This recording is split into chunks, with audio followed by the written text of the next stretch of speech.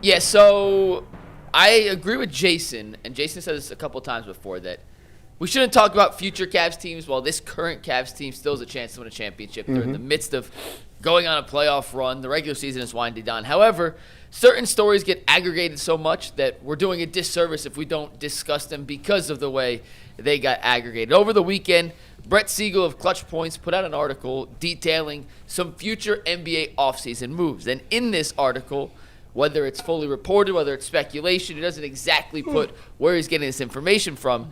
He talked about the possibility of some changes the Cavs can make if they fall short in the playoffs. This is what Brett Siegel of Clutch Points had to say. Quote, with Harden expected to restructure his contract with the Cavs in the summer and LeBron possibly willing to take a big pay cut to join the Cavs, maybe there is still a path for them to leverage assets like Jared Allen, Evan Mobley, and others to make a serious run at Giannis. Again, this is a massive maybe, but just imagine a James Harden, Donovan Mitchell, LeBron James, Giannis Antetokounmpo lineup.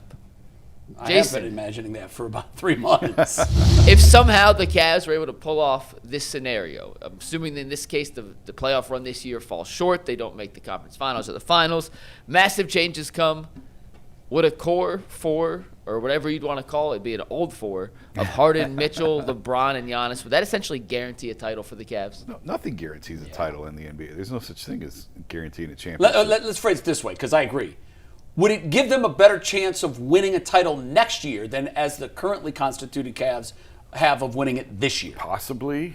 I think a lot of it depends on. I mean, Giannis has not been healthy. He's had a ton of injuries, and now obviously it's getting ugly between him and Milwaukee over this. He says he's healthy and ready to play, and they won't play him. Really, what we're drilling down here on is should the Cavs do this or not, and I'll answer this the same way I've answered all year. It depends what Donovan wants.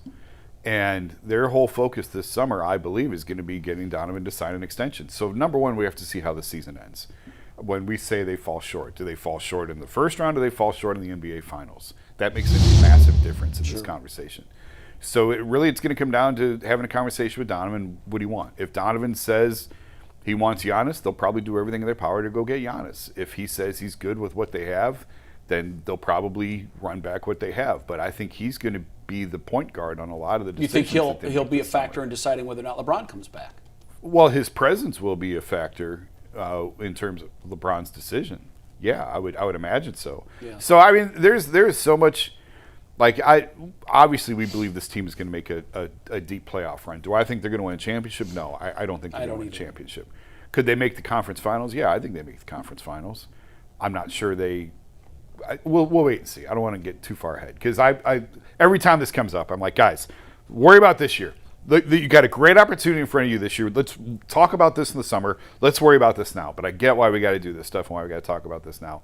Ultimately, to me, Donovan will be the one that drives a lot of that conversation of what does he truly want, and that will go a long way in determining. If he says, go get me Giannis, then they'll entertain that and they'll try and get that done. We know he likes Mobley. Yeah, I think he does. And what you're doing, if you make a move like this, they've talked for years about we got this long runway, we got our long. Well, yeah, you're shortening your window. But you're trying. I don't know how long you can keep running it back with the same thing before you realize it's not quite good enough. And obviously, they made a massive change this year from Darius and now bringing in Giannis. So this is not. I'm sorry, Darius and bringing in James Harden. So this is not running it back. But after a while, if you keep falling short with pretty much the same crew, I think it's time to say, okay, we're going to take one shot at this, or we're going to take 2 bites at this. Yeah. We're going to go all in and change the structure. It's a fascinating conversation. It's a fascinating topic. I'm sure we'll be talking about it throughout the summer. My whole point is always just like, let's just wait and see how this season ends first, and we'll have plenty of time to talk about this stuff later. You know, I met with a contractor the other day, and we was talking about, some roofs and different things, and I want to get a patio and all this other stuff, and maybe a deck, and they start hitting you with them price tags, right? And they said, once you change the roof and the dynamics of your scaffolding, you all in, bro. You might as well go ahead all in. Hey, you gonna do that, and then you gonna come back and do it? Nah, that ain't the way it works. You say, G. Bush, what the heck this got to do with Mobley and them? Well, listen, you already moved some of them pieces. When they moved Darius Garland, that meant Yeah, you did the roof. You might as well go ahead and get that price tag together. So Donovan, yes, has already made the first step in saying, all right, I'm willing to do what it needs to do all the way around to get a championship. And it doesn't really have to do with Donovan per se. The ball's back in your boy Evan Mobley's court. If you want Evan Mobley, if you want to stay in Cleveland and do what you need to do, go ahead and have a dominant playoff run where you can say, as Jason and McNuggets have said, you look up and say, who was the best player? Arguably, Evan Mobley was the best player in the playoffs. If that happens, it makes it much easier for everybody to be evident to see that this guy should be a long-term piece that they're not willing to give up. But if you come in and it's like, arguably Jared Allen was balling, obviously, or Max Strus ends up being your third best player, then here's what's going to happen.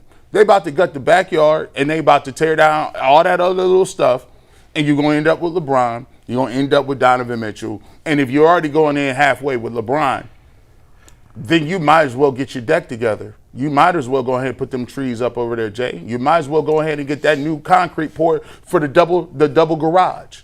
But if when LeBron comes and them other dudes is coming, you might as well have the conversation about Giannis. But it has a lot to do with whether or not Evan Mobley want to ball out and do his thing. And if they get very close, the closer they get to it, maybe they may be willing to say, you know what, with a year of growth, we can do something better. There's one other really important thing that I should have mentioned was, Giannis has 1 year left on his contract. For me, I'm not trading Evan unless you get some sort of extension out of this. Oh, I think they go hand in hand. Yeah. I mean, to me, this conversation is absolutely moot if he doesn't do a sign and if there's not a sign and trade here. So there's I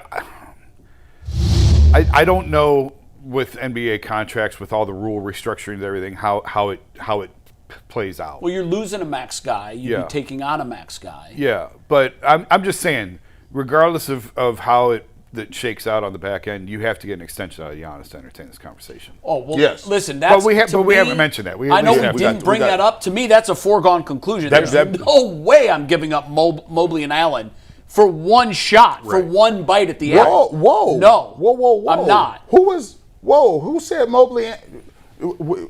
Allen will be. That's the parameters? It's going to take a package. You're not doing a Mobley for Giannis straight up. So before it was a foregone conclusion. No, that the whole point of this conversation is Siegel's report. That what? Was that Allen that talks of a Mobley-Allen package, right?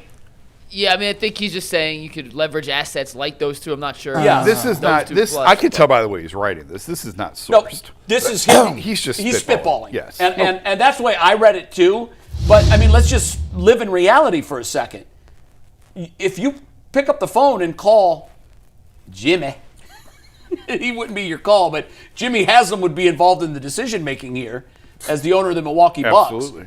Get it done. If you pick up the phone and you call Milwaukee and you say, yeah, give me a straight up Mobley for Giannis,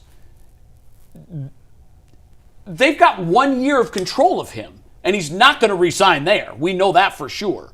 Like, I'm just assuming that all of this includes a package from Cleveland and a restructure, or an extension, rather, for Giannis. Otherwise, it makes sense for nobody. So McNuggets, I'm going to get to this. You said, all right, this package, does that guarantee a championship? The thing that you got to look at from the roster standpoint of building a team is, yeah, I know LeBron had 30 and 15 or something when Luka and Austin Reeves was out the other day. But let's be clear. LeBron James has been injured these last few years. He is not up for the heavy lifting. James Harden is getting up there.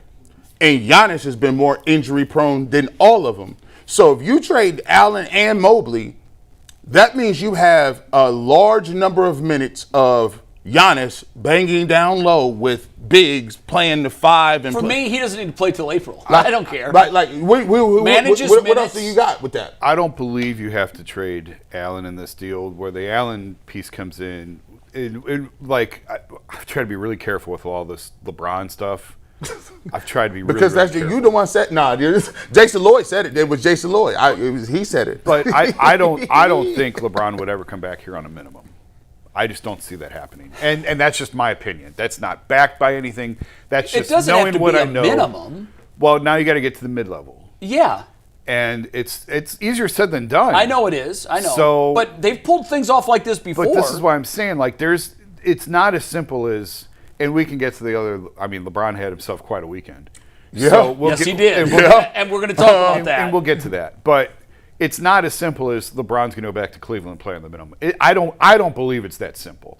So now the Cavs have to do some sort of roster reconstruction salary-wise, and that's where Jarrett may come into play on some of this stuff. I agree. Yeah, here's what we know. We know that the Cavs' best two players for the last 2 years and even right now are guards. We know that. Yeah.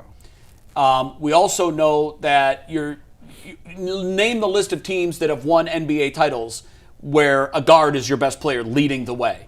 I mean, Allen Iverson fell short because he didn't have much help. The Pistons. The Pistons did it That's with when everyone Isaiah goes, Thomas. The Warriors, but they were a different animal altogether. Different era, too. Yeah. And the pieces that they had were really good pieces, especially for what they needed. I just think that if we have another flameout, and a flameout to me would be anything before the Eastern Conference Finals. You lose in rounds 1 and 2, this is a major flameout, and now it's baked in your DNA. You can't get through the playoffs. And it also becomes, and it already has been, this is part of the defining conversation about Donovan. When has Donovan ever made it past the second round of the playoffs? Totally agree. Never. Yeah. So now it becomes a conversation about his ability to carry a team past the second round. I've been hearing forever that Evan Mobley has to be our best player. I keep watching games. He's a nice piece. He's a really nice piece. He's far from our best player. And I don't see him becoming our best player in the next 2 months. And I don't see him leading us to an NBA title.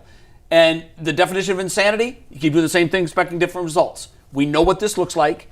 We know how it ends. Give me a shot with 2 Hall of Fame type players. Well, LeBron, maybe the greatest of all time. Yeah. Give me one bite at the apple. And I know this is kind of selling your soul to the devil for one shot. I'll take it. Because I think that's an NBA championship team. Even with an aging LeBron who has shown when he wants to, he knows where the switch is and he can go do it. And Giannis has to stay healthy. That's the biggest question about him.